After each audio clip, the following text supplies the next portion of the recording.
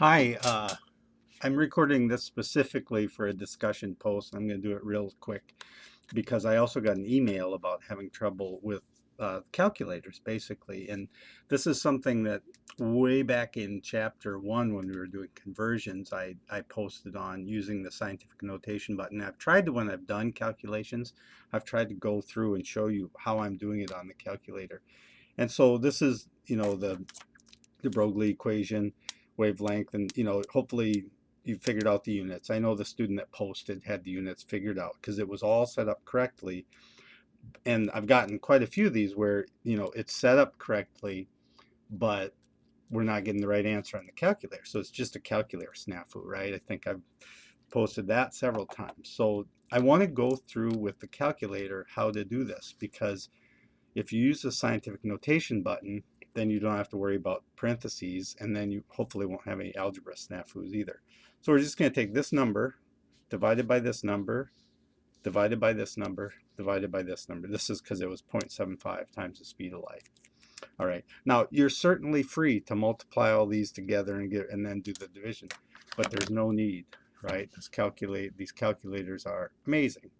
All right, so scientific notation button. Don't use this 10 to the x button. I gotta get on there so you can see it. All right, there's this little 10 to x button or times 10 to the x. Don't use that one. I mean, you can, but if you do that, you gotta get parentheses around it, okay?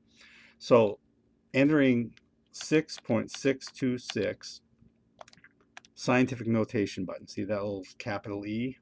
It's EE on this one. Some calculators will say EXP on them, like maybe those TI 84s. I don't know.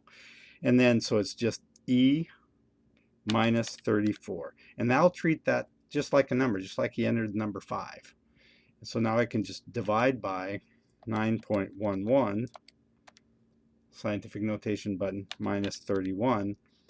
No need for parentheses at all if you use that. And then divide by 0.75, because that's also in the denominator, right? And then divided by 3e to the 8th. And if you do that, you'll get the right answer. So I got 3.23 times 10 to the minus 12th, and that then is in meters, and then you just have to convert it to nanometers. So that I'm pretty sure everyone can do, but just for completion, let's go ahead and do it. So how do I do nanometers to meter? Well, there's 1 times 10 to the minus 9th meters is the same as 1 nanometer, and then that cancels.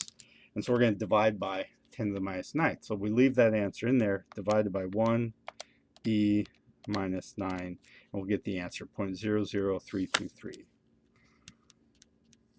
Okay, I'm going to just post this. It won't be in the content, certainly not required, but I'll just post it as a reply, and hopefully people will see that in terms of using the calculator. All right, thanks.